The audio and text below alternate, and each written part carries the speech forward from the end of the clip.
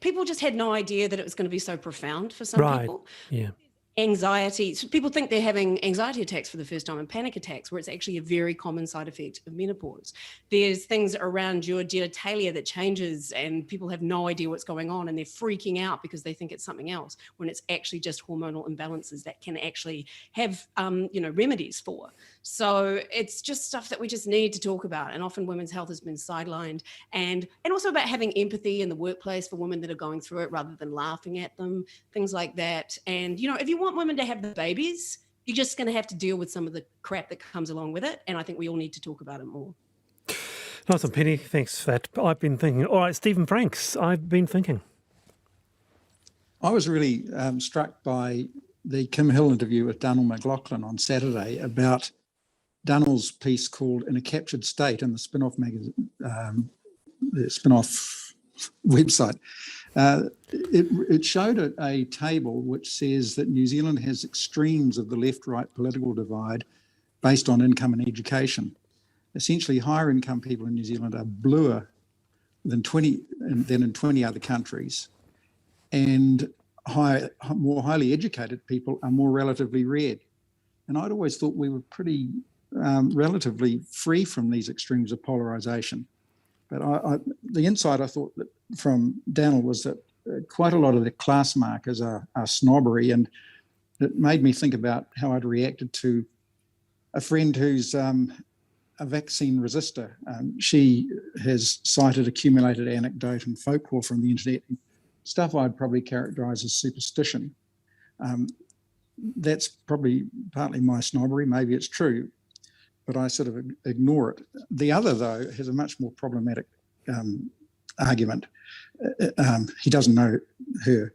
Right. He points to our recent academic and education establishment pretense that all knowledge is relative and everyone's truth must be respected, even when it's patently unsubstantiated. And he's been told he's got to treat hocus pocus as science and not offend religion, Islam in particular. He also cites the attempts to cancel or sack the Auckland professors who protested against a demand to call Mataranga Māori a science. And he says, look, that's just accumulated anecdote, folk history, folklore, probably folk wisdom, religious metaphor or superstition, but we're told we've got to give them equal authority. Why? He's baffled. He says, I'm regarded as problematic because I'm suspicious. But the argument for Mataranga Māori, why is no one saying the lower take-up of vaccine amongst Māori and the huge investment going into babying Māori into being vaccinated? Why is no one connecting the woeful lack of science understanding in some communities with a false respect, which we've all been ordered to play, to superstition, when in other cultures it was ridiculed out of the mainstream decades ago? He says, what do you expect except a low take-up when the education and health elite are now pretending that science is, that Mataranga Māori is science and Maori resistance to science is an undiscussable mystery?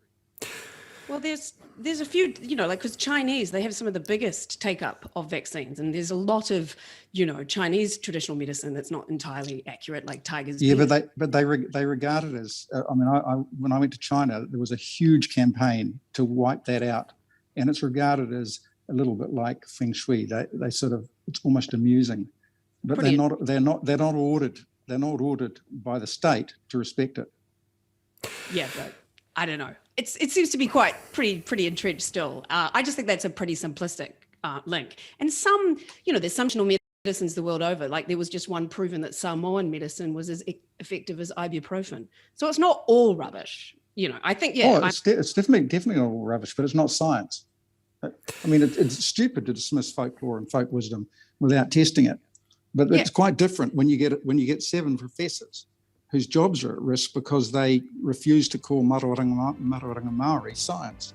But I think that the key thing is, how else do we explain this weird, literally babying of Māori communities into being vaccinated?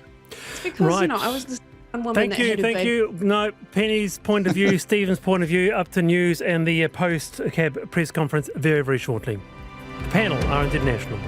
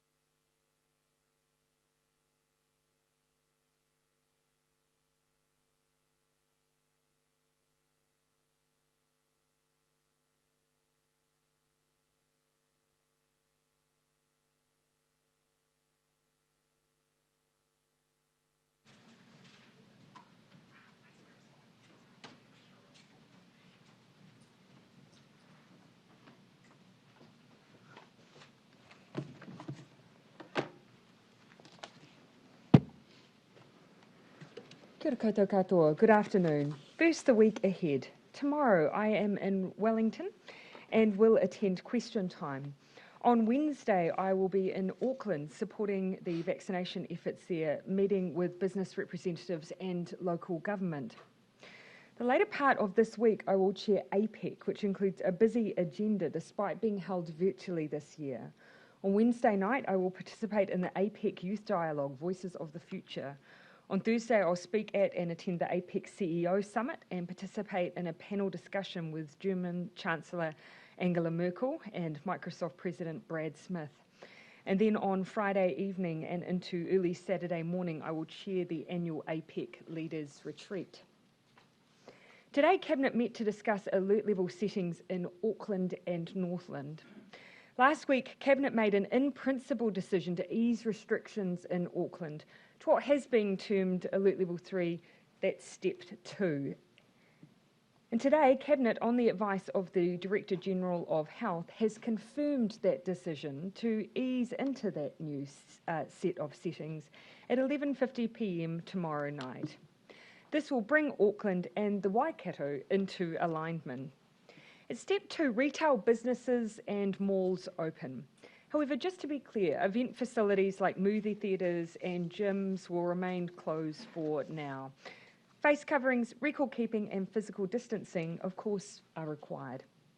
The numbers at outdoor gatherings increase from 10 to 25 people, and the 2 household restriction is removed. This means groups of family, friends and neighbours can get together for barbecues and gatherings while still keeping these outdoors.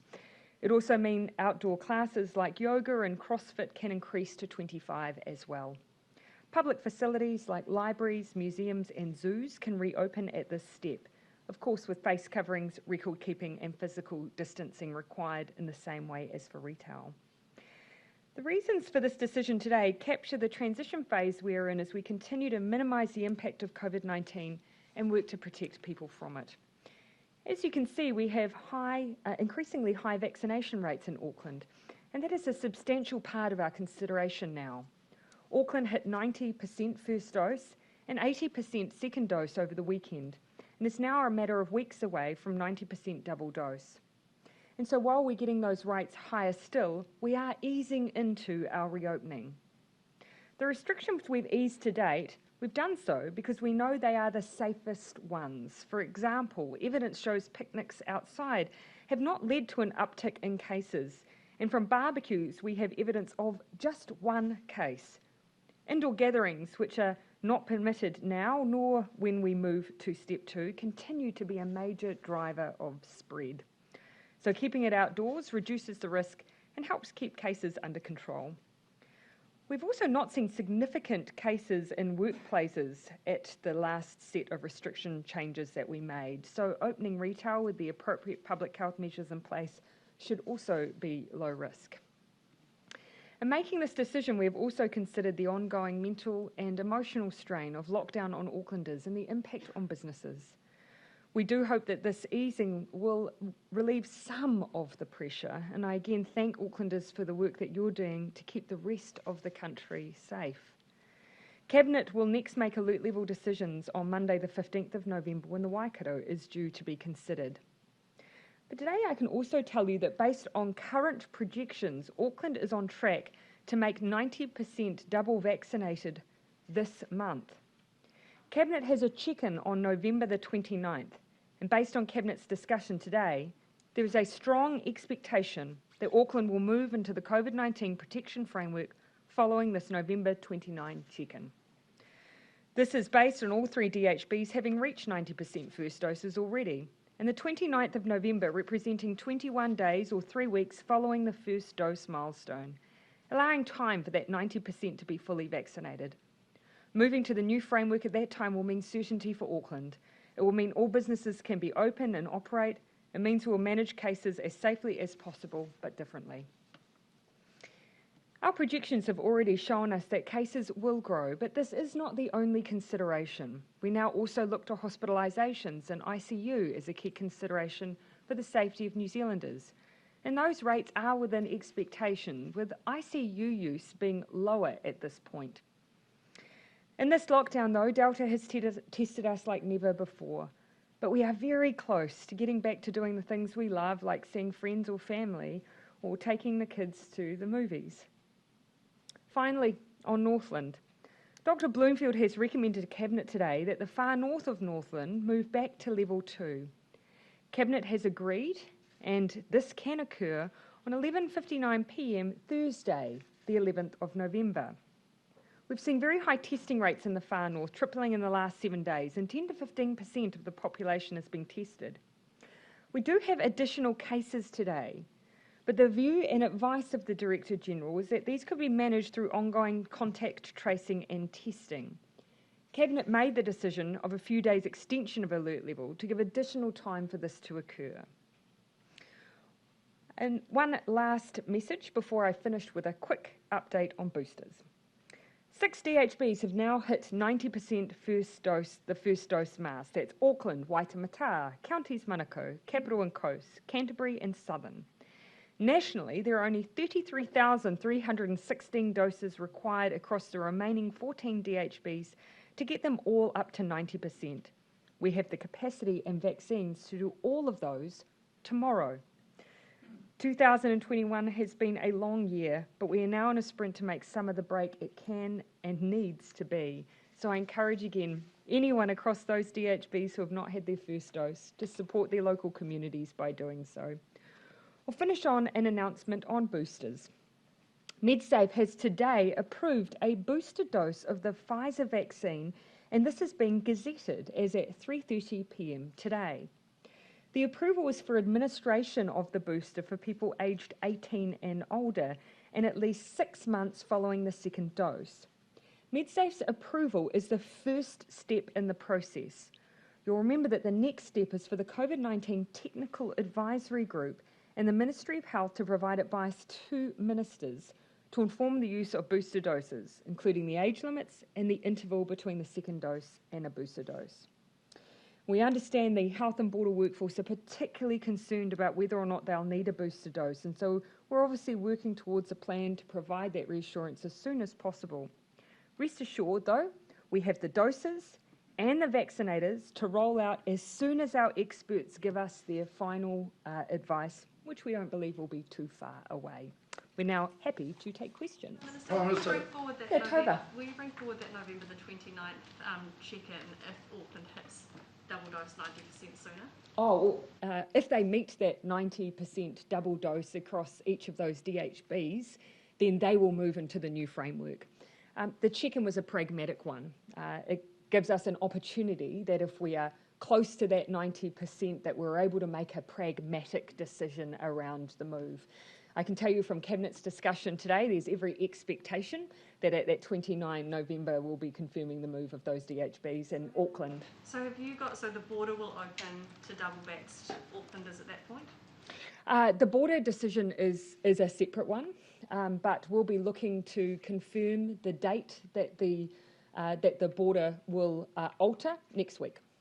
Why can't you say that now? Because you kind of have a sense of what's going to happen. So because it's not just about, obviously for the Auckland border, it's not just about Auckland. It's about the status of the rest of the country and their vaccinations, which is why it's more than just whether or not Auckland has moved into its new framework. We want that to happen regardless of what is happening in the rest of the country. So Auckland has worked so hard to get their vaccination rates high. They deserve to be able to move as soon as they hit those targets, regardless of what's happening in the rest of the country. So is that your commitment that even if the rest of the country isn't at 90%, Aucklanders will be able to leave? Oh, we've already given that. I've already said that for the summer break and for Christmas, Aucklanders will be able to leave Auckland, regardless of what is happening around the rest of the country. We've already given that commitment. We cannot say that Auckland needs to stay within Auckland at a time of year where traditionally, of course, they're being reunited with families and friends. What we need to do, of course, is put in place the protections that we need to give additional reassurance to the rest of the country around that movement, and that's what we're working on. Thank you, Jessica. Then I'll go Jane, then Barry. It seems what Aucklanders are craving at the moment is certainty. So Understood. The 29th of November is the check-in. that wouldn't be the date that instantly things would change? Or? As it so happens, the 29th actually represents essentially the roughly 3 weeks from when Auckland will have had the opportunity for those first doses to turn into second doses. So that's why Cabinet has a very strong expectation that at that check-in, that we'll likely see the movement of Auckland into that new framework. So what happens then after the check-in? So, of course, that'll be a chance for us to confirm that move. And then that means moving into the COVID protection framework. We don't expect Aucklanders to wait that long for confirmation of how the border will work or the date at which the border will reopen. We'll look to make decisions on that shortly, and I expect to give an update on the date for the border reopening next week. So we'll get a date for the announcement of the date next week? No, next week I'll give you a date that the border will reopen. Okay, Jane. Can we have some clarity, please, on people self-isolating at home with COVID-19 with positive cases? So the website says there are about 290 at home, but then another 2,000 classified as other. Can you give some details about who they are, please? And do you have a clear picture of exactly who is where and what's happening with them? Yes, we've got a very clear picture of who is where. So the number of people isolating at home includes cases. It also includes contacts, and some of those contacts are in the same households as cases. There is a group of people who are called other, who are people who have generally come to the end of their time in MIQ or in isolation quarantine at home, but the system just hasn't been updated to reflect that, and so the data is still pulled out automatically. And then, of course, there are people who are, there's a number of people who are in managed isolation quarantine facilities still, and then there are the people who are in hospital at the moment as well. How long is it taking from the time someone finds out they have COVID until they either get into a quarantine hotel or get a plan for how to look after themselves at home?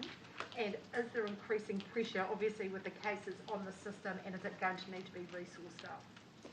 Yes, it's being resourced up, and there is definitely pressure there, but we are rapidly resourcing up and expanding that model to provide both that initial call to people about what to expect and to assess what their needs might be to help them to see if they can remain at home safely, and for the vast majority of people that is and will be the case, or whether they need additional support, health and or social support at home, and or whether a quarantine facility may be the best place for them. This new system, are people waiting too long? Is that an efficient system at the moment, or are you hearing of problems with a lag in that communication? My sense is most people are getting contacted very quickly, but there are some who are probably waiting longer than we would like, and we're moving to shift that first call to being one that is done sooner by a telehealth provider, but with the benefit of having clinical information that has already been gleaned from the clinical notes from people to determine whether or not they need a further clinical assessment. Quickly on Northland, is there a baby in hospital with COVID in Whangarei, and are there 2 more unlinked cases in Kaikohe? Yes, the person in hospital in Whangarei is a 6-week-old baby, and that was a case that had been announced over the weekend, so that baby, it was determined, required some care in hospital. And today, as the PM mentioned, there have been some cases that came in since 9 o'clock this morning. 2 of those are in Kaikohe. There is some link to people who travelled there from Auckland, but further interviews are underway. Those people are self-isolating, and interviews are underway to identify any close contacts.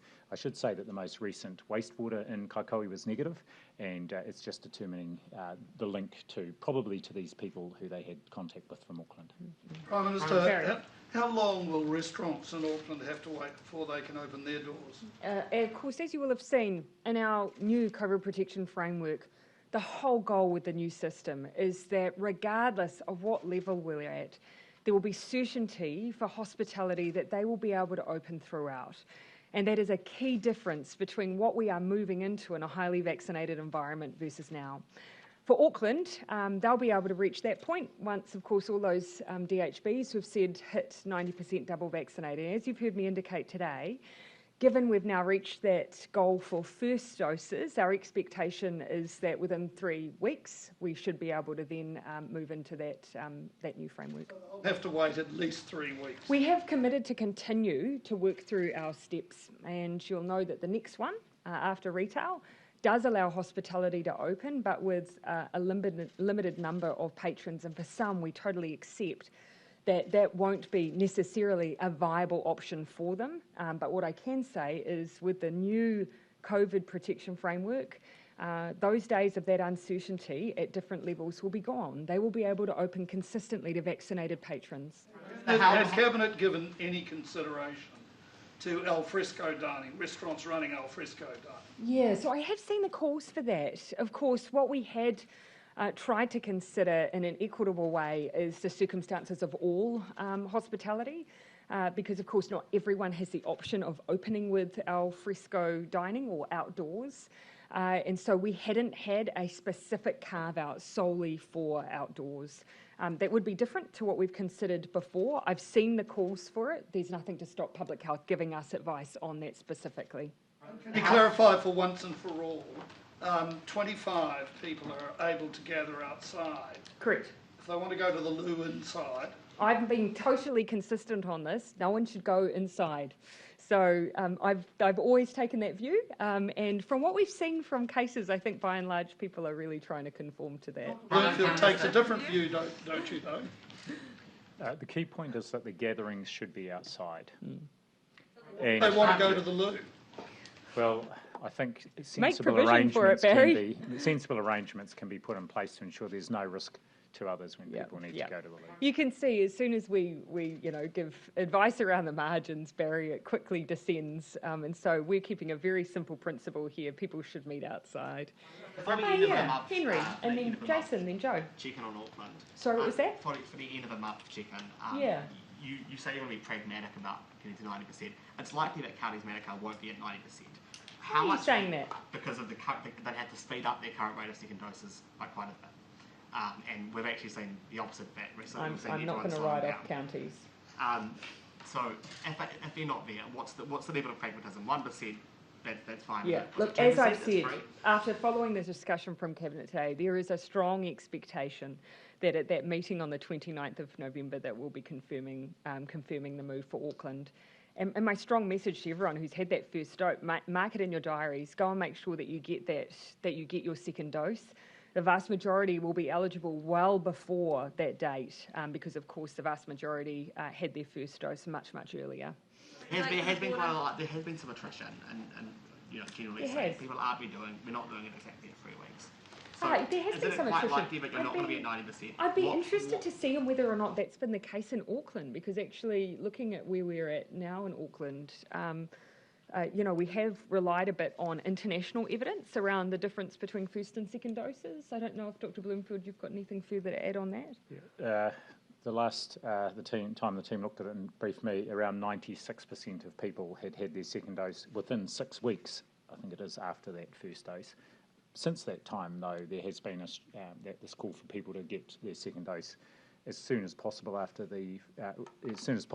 once 3 weeks has elapsed. And I think as of today, Auckland's at 87%, Waitemata at 84%, and counties Manukau at 80%. So, there's with 3 weeks to go, I imagine they'll climb through into 90 or pretty close to 90 during that period. That's pretty close. Can you say if it was 87 or 88, would you be comfortable? As I've said, there is a strong expectation from Cabinet that at 29 November meeting, Auckland will be in a position to move, a strong expectation, and we are going to be very pragmatic about that decision. We know the strain on Auckland. We know how much work they have gone through to reach those very, very high rates. So that's a very, very strong nod from us. Sorry, just on Jason.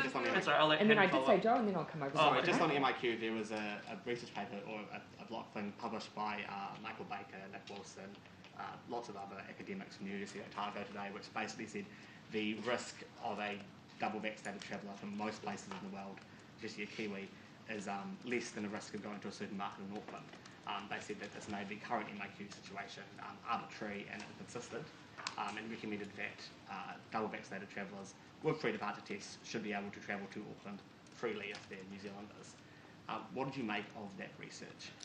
Well, I haven't had the chance to look at it in detail. Perhaps Dr. Bloomfield might like to give some comment first, and then I'll give some comment. I haven't seen the research. What I would say is, yes, clearly the comparative risk of people travelling from overseas who have had pre-departure tests and are double vaccinated is low. It's not zero, though. I mean, we're seeing an average, I think, in the last 7 days of 3 cases a day at the border. Whereas actually our data show that through the Auckland outbreak, the risk of getting COVID if you go to the supermarket has been 0.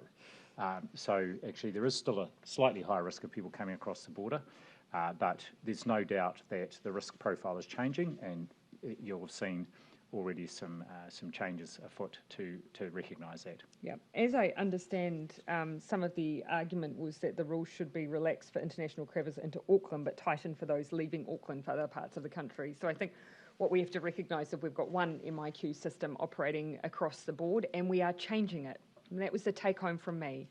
As our situation in New Zealand changes, MIQ needs to change, and it is. Recommendation from lots of experts, of course, is though to still maintain some checks at the border, including, for instance, a period of isolation. Increasingly, though, it makes sense for that to be at home. That's why we're trialling self-isolation, and our expectation in the first quarter is to move into double vaccinated citizens being able to isolate at home. Right now it's arbitrary and consistent, and it doesn't actually meet kind of the border. But I think what you might be misinterpreting, I don't think that they're saying there should be no measures at the border. What I've seen for the most part, people are arguing that there should be different forms of measures at the border, because when you see almost anyone who models what happens overall in outbreaks is if you have no measures at the border, then you do seed additional cases, and that causes your outbreaks to grow quite significantly. Even with self-isolation, there is some estimates that if you had 20,000 citizens, which is what some estimate will return once that ability to do so, the ability to self-isolate opens up. If you've got 20,000 citizens returning, that even with self-isolation, you'll have up to 20 cases a week being seeded in a community. Of course, yeah, of course, which is why we are changing what we are doing. Your trip to Auckland on Wednesday, you've been around the country a fair bit last week, and you've been met by some stiff protest in various different parts of the country. Are you worried about receiving the same thing when you go back to Auckland? I keep it in perspective, and though, Jason, I think, when you look at up north, I said 2, and then someone corrected me that there were 4. I, to be honest, didn't get quite the right, perhaps didn't manage to glance over during the press conference. But either way, between 2 and 4 individuals in Northland, and a group of individuals in Whanganui who, it's fair to say, I don't think it was universally was about COVID. There were a mixture of things in there, and to be honest, as someone in politics, I expect that from time to time I will have a range of views where people will come out and have their voices heard. Taking more security measures when you go up to Auckland? No more than usual, no. But I expect people to share their views, and that should be regardless of what a situation we're in. I expect people will do that. And the whole point of being in Auckland and talking to business representatives, visiting those vaccination centres, and engaging with others is to hear those views. I just say I've got a Joe and then Janae. Can you give any clarity around whether 72-hour pre-departure tests will be required for Aucklanders once they move into that traffic light system in terms of moving in and out of Auckland? There are some concerns about the pressures that will put on the system in order to get those pre-departure. Oh yeah, indeed. And so we have to factor in all of that. And so those are all of the issues that we're working through. Of course, we'll have the option of things like vaccination certificates. So the question for us is how we utilise those, and also the ability to use testing as well. So those are all things that we're getting advice on, and the advice has to be both from transport, from a legal position, and also health. No, we haven't confirmed that at this stage, keeping in mind that the estimates we have, and these may be on the low side, are between 30 to 40,000 people seeking to move at any given time. So you can imagine both the pressure at the boundary, but also, testing, and we have to ask ourselves whether or not that necessarily adds any greater reassurance than the vaccine certificates.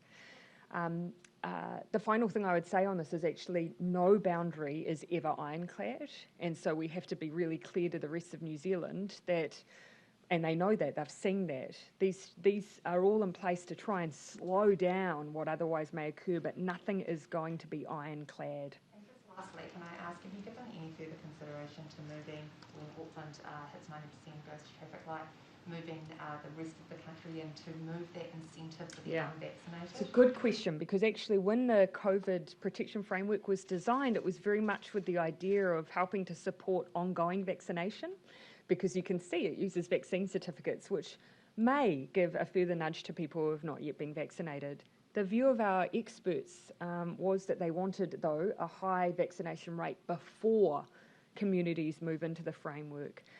But as we go, I think we will keep in the back of our minds whether or not the framework itself could actually help us continue with vaccines.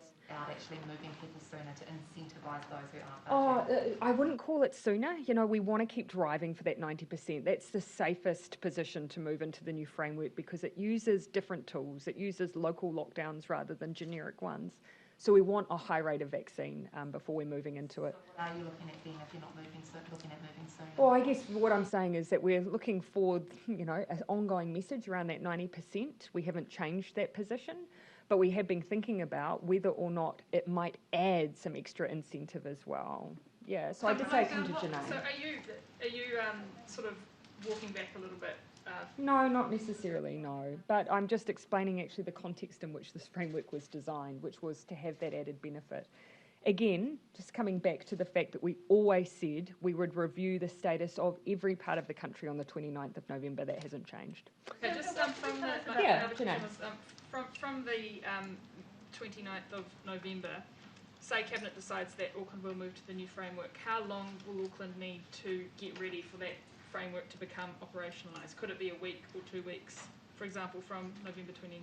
Oh, so do you, sorry, just to clarify your question, are you asking whether or not we think there needs to be a lead time? Yes, whether there might be a delay or whether Auckland will in fact move. Well, let me be very clear. As soon as all those DHBs hit 90%, then that would almost just become a straight move. But what we're recognising, of course, is that they've recently hit 90% first dose. It's not an unreasonable expectation that they hit 90% second dose by the 29th, but a strong view from Cabinet today, we have an expectation that thereafter that they're likely to move. Okay. Yeah, so I just want to be clear for business owners and things, you know, they will have that November 29 date in their minds now. Yep. Should that be the date they have in their minds, or should, say, December 10 be the date they have in their mind, or sometime after November 29? We know the pressures in Auckland, and we'll be looking to move as quickly as we can, and we'll be pragmatic about it. About the returnee. Sorry, now I'll come back to you, Ben. The death of the returnee, and could you confirm which MIQ facility they were at? Dr. Bloomfield. I can't give you any more information about the death of the returnee other than that what's been reported that this person died this morning, sadly, and there's obviously an investigation underway as to what the cause of death was, and I don't have at my fingertips the actual facility the person was in. I should say that they were receiving attention and care from the medical team at the time that they passed. I believe it was the Crown Plaza. Crown Plaza, here we are. We've just passed the first vaccine mandate deadline for prison workers. Teachers only have 1 week left to get their first dose. Will there be any extension to these dates, and what happens if workers don't get their vaccination by the deadline? Do they enter some kind of mediation, or what next? Well, I can. PM may want to speak about extension to the dates. I think the dates have actually we've already pushed them out a couple of weeks. The process is in place from today for exemptions, medical exemptions to be applied for. A very clear process that will be run centrally, and I think people have had a long lead-in time to get their first vaccination. And I know that employers will be having conversations with people who have indicated they're not intending to be vaccinated, and that's a matter then for the employer to work out with the employee. And Prime Minister, now that you've set that effectively expectation of November 29th, are your vaccine certificates ready to hit go that day? Yes. Are they good to go? In fact, we are trialling them this week. And so, yes, we've said that they will be definitely ready to go for that time. And in fact, we've said that there's multiple versions that would be able to, for any reason, should they be needed earlier. But yes, they're being trialled as we speak. Prime Minister, the question of international arrivals and whether they should be allowed home isolation rather than MIQ, just to pick up on Henry's question. Yeah. That, as we've acknowledged, swings on that risk calculus. The more cases in the community, the more cruel it can seem to deny people entry that are fully vaccinated and test negative. That is often made by grounded Kiwis and now by the public health officials in the Otago piece. Is there a point, is there a number of cases in the community or some other trigger that might push the government to reconsider the first quarter of 2022 timeline? So, I mean, I would be very surprised if those epidemiologists were suggesting, as you're suggesting, that we have no form of check or border control at all, because certainly all of the evidence produced by epidemiologists and the ongoing management of outbreaks is just caution around feeding outbreaks with additional seeded cases. And that's why all of the advice that we have received to date, all of it, is around just making sure that we do have checks that don't add to cumulative risk. Now, that doesn't mean, of course, that you can't change the way you do it. And we know that one of the biggest issues at the moment isn't the fact that you have to spend some time isolating. It's the fact that the number of people we can have doing it is limited. So that is the area we're looking to move first. By moving to self-isolation, then basically that enables everyone to come home and isolate at home. But because that means you'll have a large scale, up to 20,000 people doing it at once, you still want some protection in place to make sure you're doing it well, because otherwise that's potentially hundreds of cases that you're adding into potential outbreaks. And we saw when we first encountered COVID, you'll remember that that's what we did. We had people go home and isolate.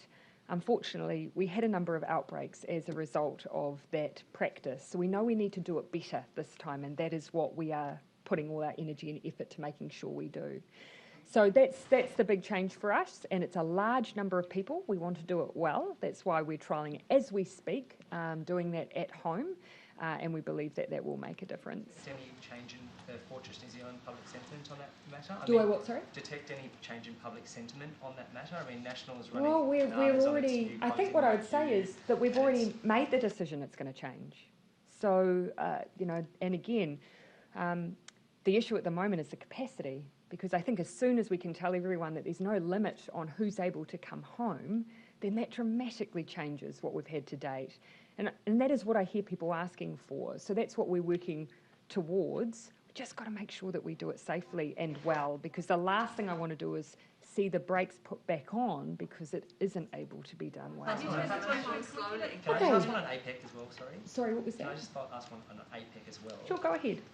Is it disappointing to you that this is virtual this year? You know, Auckland misses out on the Big Bang and, you know, world leaders coming. I know it might not have been possible, but it, you know, the counterfactual is pretty appealing. Yeah, look, it means that our ability to put New Zealand on the world stage isn't quite what it would have been had we had an in-person event.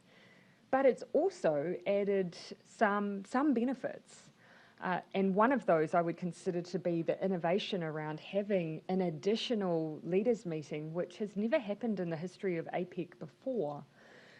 So that means that we have been able to canvass and implement changes that have been material to the way that goods particularly, and even vaccinations, move around our part of the world. And I think that's made been a material benefit for APEC economies. The second advantage is that more people are being able to participate.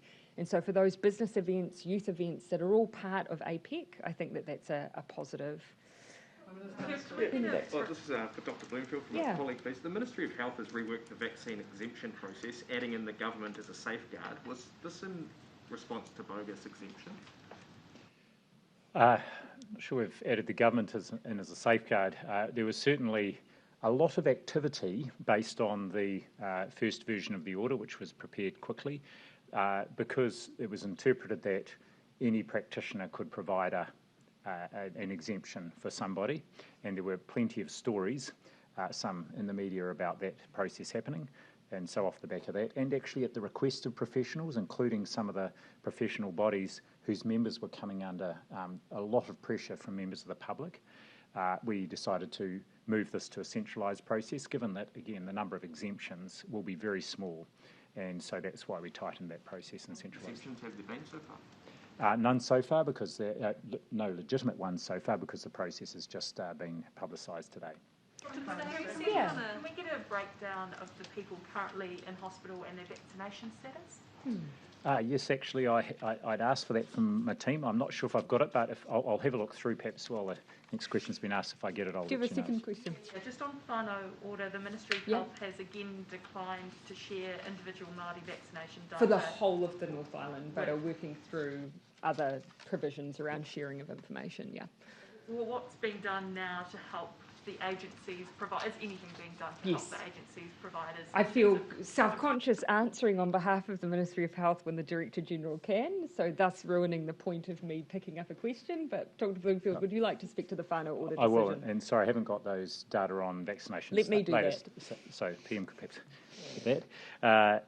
Yes, we've reached out today, and because the decision around the release of the data was just after careful reconsideration, as we were asked to by the judge, taking into account an evidence-based approach, tikanga and te tiriti, and discussing with a range of stakeholder groups, including iwi and other Māori stakeholder groups.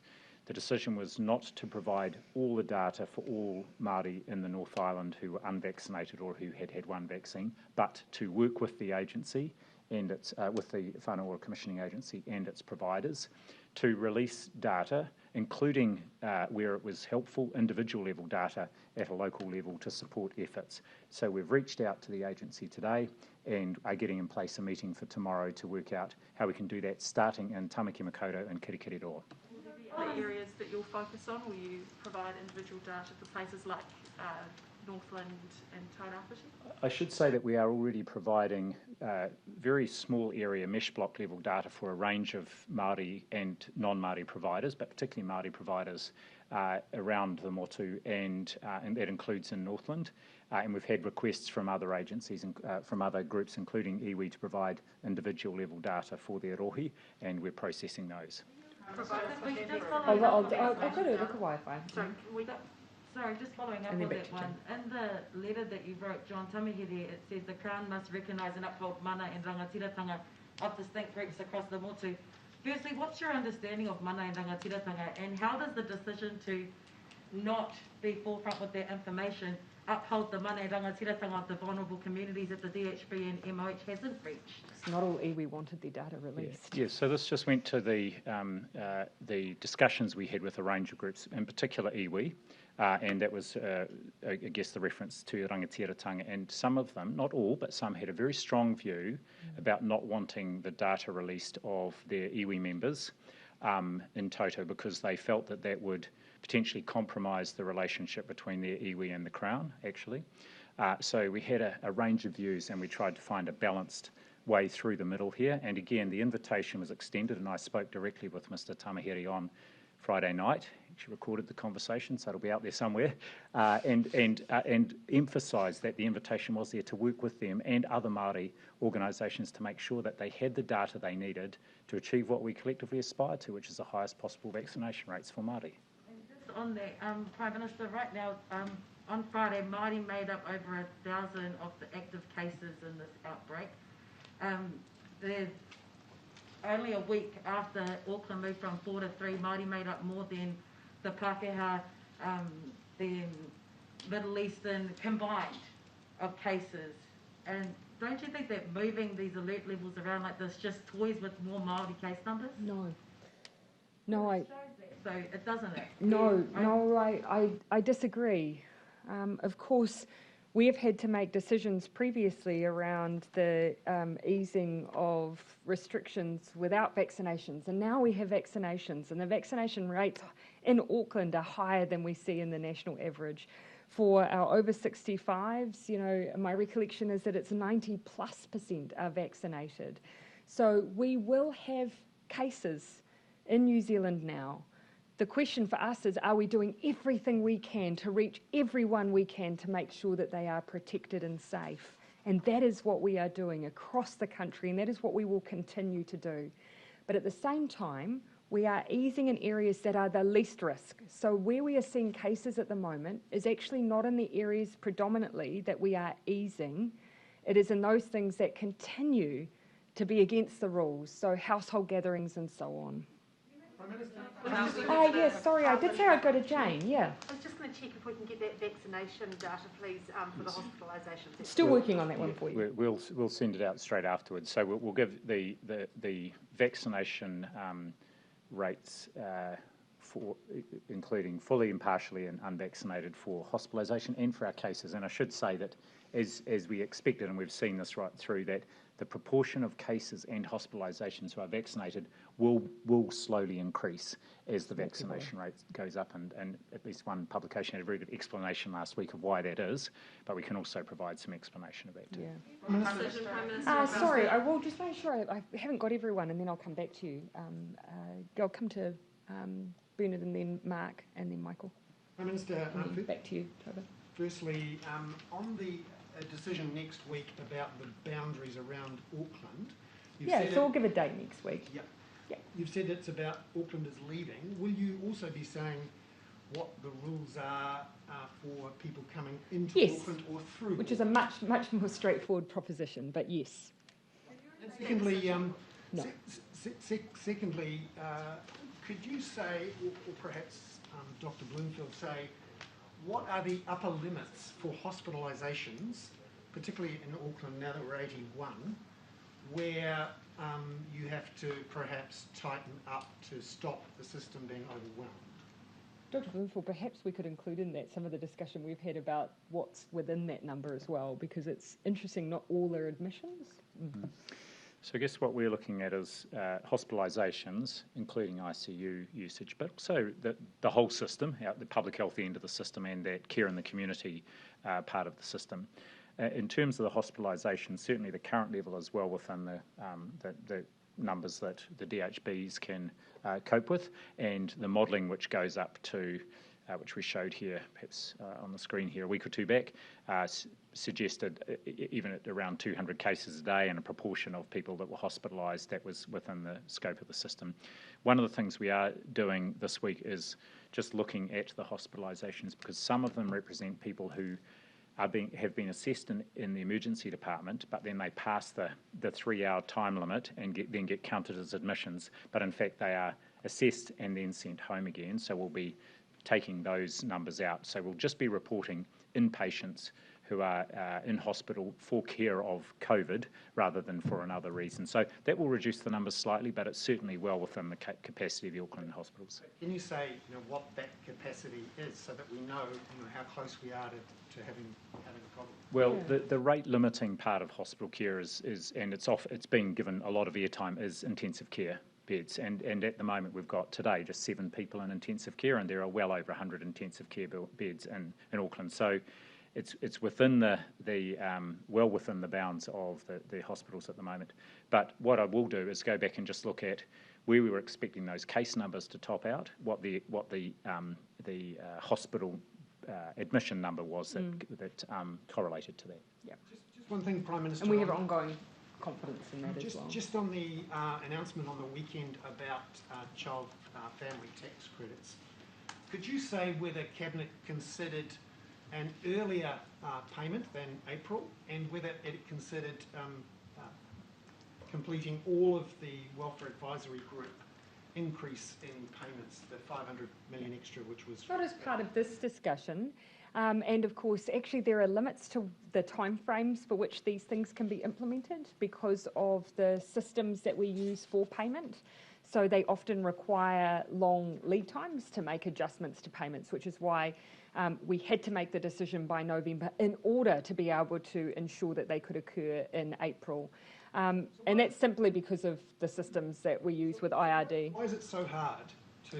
You would need to ask those who operate the national payment systems for tax credits around that, and I would be loath to give you a rundown on why. But it is a payment at scale when you consider that, Bernard, if I may, if you consider the fact that it covers the family tax credit, the orphans benefit, the unsupported child benefit, the Best Start payment, and that 57% of families are covered by them, it is quite a complex operation. So, but we managed to pay businesses a total of almost $20 billion within weeks. Yes, Why we did, can't of course. We pay people who really need it the money now? Well, again, you would need to have a full rundown from those who operate our systems via MSD and IRD. But even then, the business support and resurgence payments, they've been very clear to us that anything that changes criteria or is substantive does take long lead time. So there is a consistency there around the limitations of what we can and can't do. Okay, yes, I did say I'd come to Mark and then Michael. Quick question for a colleague and then a couple from me. The first one is just, is there still a look for Auckland to go to level 3, step 3, or is that sort of tossed out now? It's the next step? No, so we will keep, as I've said all the way through, we will, up until the point we move into the new framework, continue that consideration. But for the purposes of certainty for business, of course, we've given that very strong indication around our expectations around the 29th of November. Do you have any expectations or updated modelling around, what the impact of these changes will be on, take your pick of indicators, but cases, hospitalizations, ICU stats? So one of the messages I had, it's very difficult to start modelling individual changes like this. What you've seen me reflect on is from the case analysis of what we've had cases to date where they've been coming from. So that was what you heard me talk about in the script today. And the other thing I think it's worth keeping in mind, so we shared some modelling last week, which you saw from the public health team in Auckland, which projected 1,000 cases over the course of a week, and we were 4 cases outside of that modelling and those projections.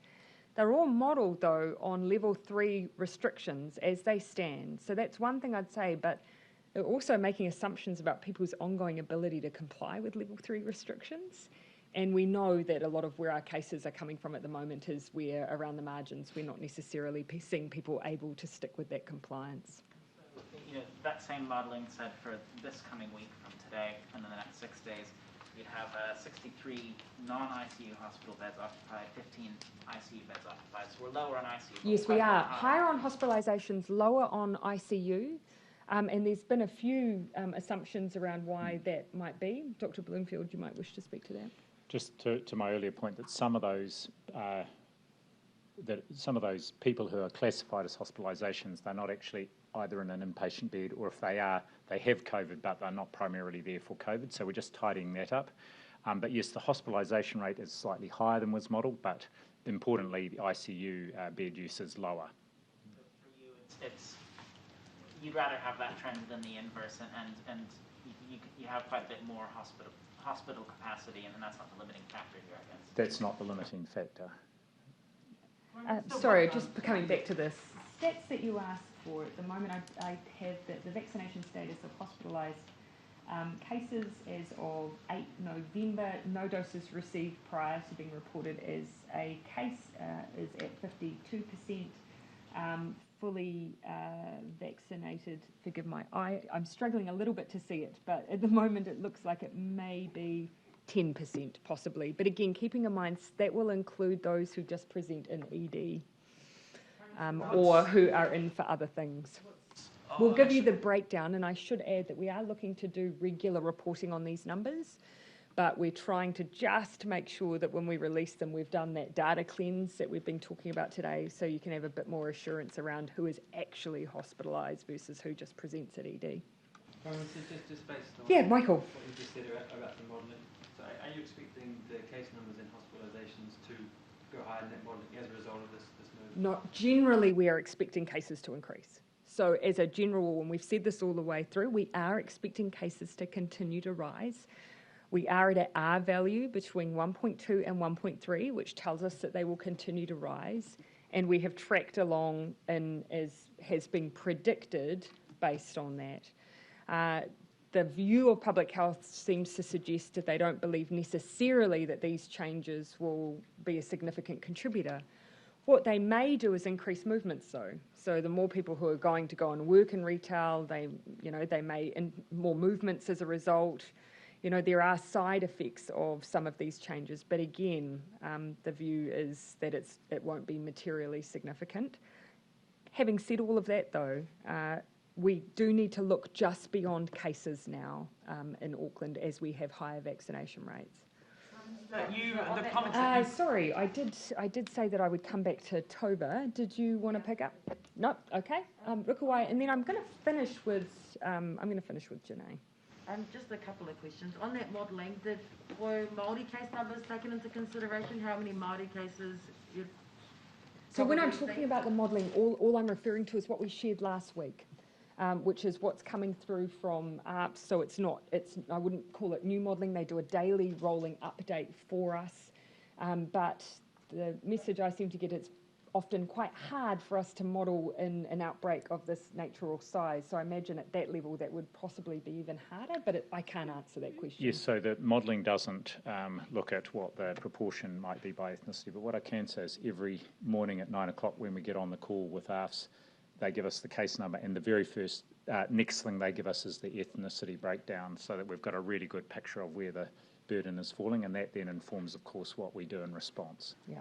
My second question, Dr. Bloomfield, we've been told that the only iwi that was opposed to it was Ngaitahu, but that wouldn't be included in Te Ika Māui, the Whānau Order Commissioning Agency. So, is that right? And how did that have any weight on the decision?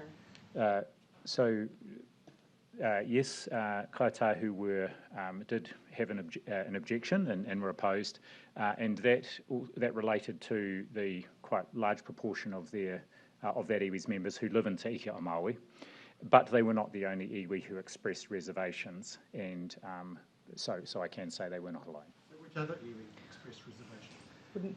We may want to allow the iwi to speak for themselves.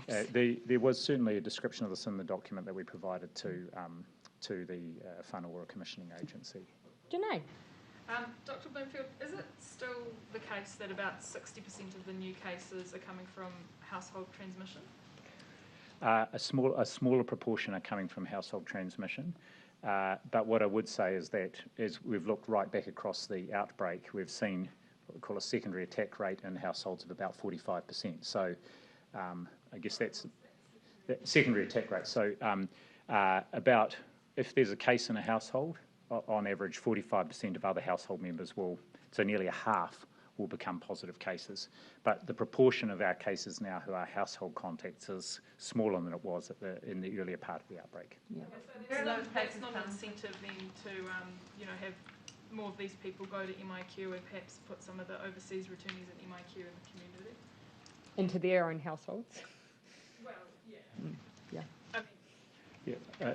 What I can say is that one of the key determinants of whether someone needs to go or is offered the opportunity to go to MIQ is whether they can safely isolate at home and protect their other whānau members. All right, I did say, okay, I'm going to allow one. Jason, last question. Prime Minister, you've given a pretty strong indication today that November 29th is going to be the day that you essentially loosen restrictions in Auckland. Move into the new framework. Is that going to be Auckland's Freedom Day? I'm sure people will call the shift into the new COVID protection framework a number of things. That's for them. But what is very clear from this new framework, and this is for a message for the entire country, is that moving into it does create much greater certainty for business than they have now, and much greater certainty for New Zealanders. And I want nothing more than for New Zealand to be in the best position possible for us to move into that framework for summer. Because otherwise we run the risk of having lower vaccine rates and therefore more likely to have to use restrictions and lockdowns, and we don't want that. So get vaccinated, move into that new framework, more certainty, and of course we hope fewer lockdowns. Thanks everyone. I even went back to you, but I'm not going to go for a third round. Thanks everyone.